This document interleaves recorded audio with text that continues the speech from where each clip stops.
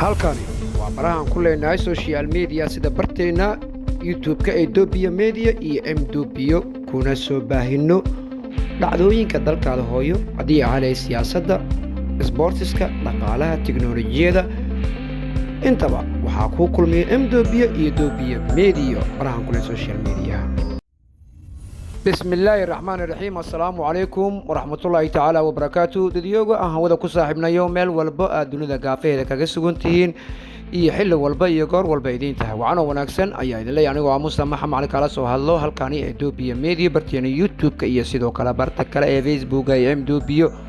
waxaan ku soo baahiyaa dalkaada hooyo waxyaabaha ka jiro ee isla markaas dhacdooyinkaas leenahay bulshadaada way xiisa gelinayaan ee isla markaasina la wadaag waxyaabaha idin wadnana waxa kamid ah maamulka gobolka Banaadir oo sheegay in magaalada Muqdisho ay soo wajahayaan dhibaatooyin ka dhashay roobabkii ka da'ay magaalada Muqdisho xilli habeenkii xalay roobabkii da'ay ee saameyn baan ku yeesheen dad ku dhaqan magaalada Muqdisho oo dhibaato xoogan dadka roobabka ka dhashay guryahooda saameeyay isku socodkii iyo ganacsigiina dhibaato xoogan ka soo wajahday warbixin la xiriirto ayaa inii soo gudbin doona qodobada kalena waxaa kamid ah wasaaradda waxbarashada ee maamulka Puntland oo sheegay in imtixaankii shahaadiga ah dugsiga sare ee maamulkaasi qaaday ee u saxilaada dhaqaale darro awgeeda warbixin la xiriirto qayb ayay ka tahay sidoo kalena waxyaabaha ay idin waxaa kamid ah xafiiska ra'iisul wasaaraha dhanka warfaafinta iyo xogeeyaha ayaa xilkiisa la wareegay kadib maanta munaasabad ee xilka kala wareegay ka dhacday halkaasi warbixintaasina waa idin soo tibin doonaa qodobada kalena waxaa kamid ah booliiska dalka Koonfur Afrika howlgal ay sameeyeen ayay ku sheegeen inay ku soo qabteen dhalinyaro Soomaaliyeed wuxuu yahay howlgalkaasi warbixin dhameystiran goordhow ayaa daawo doonteen u diyaar garooba qodobadaasi oo dhameystiran balse adigana daawanaya hadii tahay markii kugu horeysay channelkeena dul imaadid ee Dobiya Media ana subscribe-ka noo saaran fadlan calaamada gudaha subscribe-ka taabo gambeelka fursi ama macaamiil joogto noqon sidoo kale barta Facebook-ga hadii ay follow soo dhihin fadlan follow soo dhihin MDobiyo video like noo saaran sidoo comment-iga noogu soo gudbi asxaabtaadana la sii wadaag ee u sii share dad badan la sii gaarsii mahadsanid intaasina hadii aan ka soo tagno aan ku bilaawno roobabkii habeenkii xalay ahay ka da'ay magaalada Muqdisho isla markaasina ayaa waxay saameyn ku yeesheen dadka ku dhaqan magaalada Muqdisho qaarkood kadib markii xaafado dhowr ah ay biifriisan waaweyn ay ka sameeyeen gaar ahaan degmada Wadajir xaafada Alqalow ayaa waxay gabi ahaanba dadkaasi ay ku rugmadeen kadib markii ay biyaha halkii ay ka bixi jireen aysan ka bixin ay xirmeen sidaasina ay sababtay in isku socodkii wadada dheer ay xiriirisay wadaagta iyo sidoo kalena dhanka iyo isgooska Soobe ee naqatay mid biyaha ay fariisteen xaafadaha qaarna ee guryaha biyaha ku rugmadeen xilli habeen dadka deegaanka ay sheegeen in ay ka warheleen oo kaliya dadkaasi oo guryahooda ugu soo galay dhibaatana xoogan ay kala kulmeen waxaana sidoo kale la arkayay gaadiidka oo isticmaalaya wadooyinka ayagoona biyaha qaarkood dhex fadhiisanayo dadka deegaanka ayaa waxa ay ka warbixinayaan dhibaatada ay kala kulmaan roobabka ayagoona sheegay mar waliba markuu roob da'o ay yihiin kuwa ay ku soo rugmadaan dadka isla markaasina saameyn xoogan ay ku yeelato sanadkan sanadkiisina saasay ahayd marka dad xaafadaha xitaa ku dhib qabo jirran oo ka bixi karin way jiraan ilmo yar saqeera jira dad waayeelaa jira dadku ma bixi karaan ma socon karaan hadda meeshan in wax laga qabto oo la xaal ogaadaa fiican dawladdu waa dawlad dhalatay inay meesha timaado wax nooga qabato oo biyaha hor yaala waxaan arkaysaan biyahaas oo xalay intaas oo khasaaro u geystay hanti badan ku burburtay waxaan ku codsanaynaa dawladda federaalka ah inay biyaha xal u keento si jaan dadweynahan oo u badbaadaan oo jaan shacabkan dhibka ku qabo oo meesha maamul soo laabanayso guryahooda hantooda guryaha ku burburtay marka haddaad xalka dawladda ee meesha inay degdeg u keento wartaana waa inay xal dawladdu u samaysay ahayd marka mar walba biyo soo laabtay ahayd oo meesha marka xalay alaabteeni iyo wixii dukumeentiyada inay xalay meesha ku halaabeen Wadajir gaaraan xaafadda Boorreey xalay roobkii saqda bilaawday xaafadii roob soo dhigay soo galeen naraska jiifa waxay soo cayar idii dhasho xaafadda degnaa marka wuxuu dhahay inuu biyaha aan soo galay xaafadii waa badan ka jirtay soo gaaro gurmadana u imaadeen magaalada Muqdisho ayaa markii roob uu da'o waxa ay noqotaa kuwa ee biyaha ay dhex fadhiistaan xaafadaha islamarkaasina saameyn xoogan ay ku yeelato ayadoona ay sabab u tahay laamiyada la dhisay iyo sidoo kale biyomareenadii aana furneyn ayna ku rogmadaan xaafadaha taasina ay sababto in ay xilli dambe habeenadii ay ku rogmadaan deegaankani ee xaafadda ceelqalow ayaa kala hore waxaa dhacday in ay ku rogmadaan biyahaasi oona sababto dhimasho dad shacaba caruur kadib markii ay gurigooda ay biyihii ugu galeen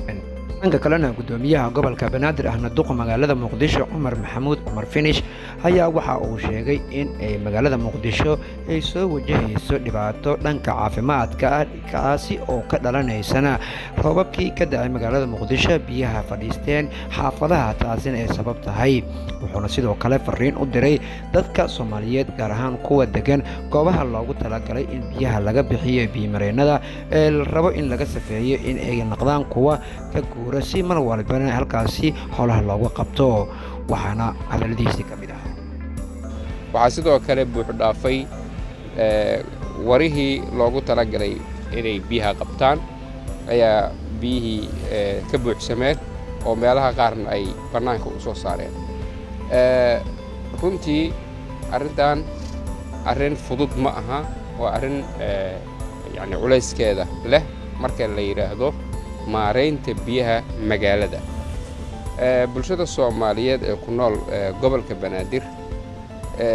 waxaa ka soo gaari kara ilaa hadda looma soo sheegin wax burbur hanti ah ama dhimasho ama dhaawac looma soo sheegin ilaa xalay ilaa maanta ilaa waqtigan oo hadda ah yacni galab xilli gaaban oo galab ah waa soconay waxaan ku jirnay kormeerka goobaha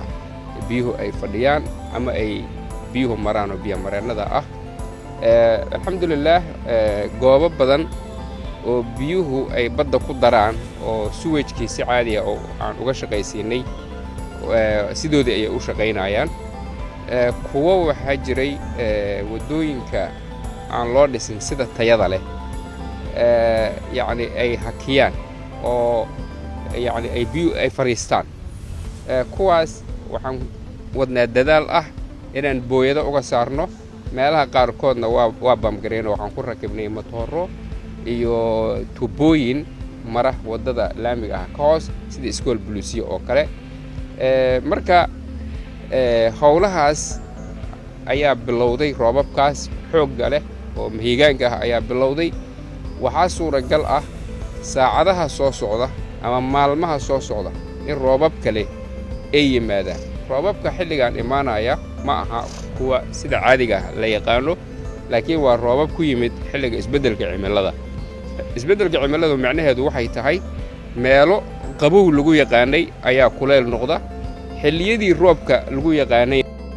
wasiirka wasaaradda waxbarashada ee maamulka Puntland ayaa maanta waxa uu sheegay in maamulka Puntland imtixaankii ee shahaadiga dugsiga sare ee sanadkan ay qaadeen isla markaasina ee laga sugayay in ay saxdo wasaaradda waxbarashada maamulkaasi ee u saxilaadahay ilaa iminka ay tahay sababta ugu weyn ee caqabada ay haysato in dhaqaale la'aan ee maamulkaasi ugu saxila ay yihiin maamulka Puntland oo imtixaankeeda wasaaradda waxbarashada ay qaado ayna ka go'day mar hore maamulka si wasaaradda federaalka Soomaaliya ayaa imtixaankii ay qaaday iminka waxiyiin ardayda mid aan helin natiijada shahaadada ee dugsiga sare imtixaankii ay galayeen kadib maanta markuu uu sheegay wasiirka wasaaradda waxbarashada maamulkaasi in ay jirto caqabadaha ay u taagan tahay iminka in imtixaankaasi la sixi waayay tahay dhaqaale darro ee maamulkaasi hadda taagan hadda maanta aan idin hor fadhiyo imtixaankii sideedaadka waa la saxay waa noo furgashay inaan saxno imtixaankii foonfoorka waa noo yaallaa wuxuuna u yaallaa dhaqaale la'aan loo sixi waayey waxaan rabnaa xildhibaanada sharafta leh ee ay ugu horreeyaan guddiga arrimaha bulshada inay nagala shaqeeyaan imtixaankaas sidii loo sixi lahaa mudanayaal imtixaanka ay qaado wasaaradda waxbarashada waa imtixaan horta markiisa hore standard ah rag badan oo halka golahan fadhiyaana ay runtii aad u yaqaaniin sida loo qaado iyo sida loo dejiyo cabdi cali oo ah agaasimihii warfaafinta xafiiska ra'iisul wasaaraha ayaa maanta waxa uu qabtay isla markaasina xilka uu ku wareejiyay agaasinka cusub ee warfaafinta iyo xogeeyaha maamulkaasi xafiiska warfaafinta ee ra-iisul wasaaraha loo soo magacaabay liibaan cabdi cali oo munaasabad xil wareejinta ka hadlayay ayaa wuxuu yidhi xilkan aan ku wareejino walaalkeen farxaan maxamed jimcaale afhayeenka xukuumadda federaalk ee Soomaaliya ahna agaasimaha warfaafinta xafiiska ra-iisul wasaaraha waxaana markaasi hadlay afhayeenka xukuumadda iyo sidoo kale agaasinka warfaafinta ee xafiiska ra-iisul wasaaraha farxaan maxamed jimcaale wuxuuna yidhi sida tan bismillahi raxmaani raxiim xogayaha joogtada xafiiska ra-iisul wasaaraha iyo agaasimaha warfaafinta ee xafiiska aad iyo aad baad mahadsantihiin runtii iyo dhammaanba howlwadeenada iyo shaqaalaha xafiiska warbaahinta ra-iisul wasaaraha xukuumadda federaalk ee Soomaaliya aad baan runtii ugu faraxsanahay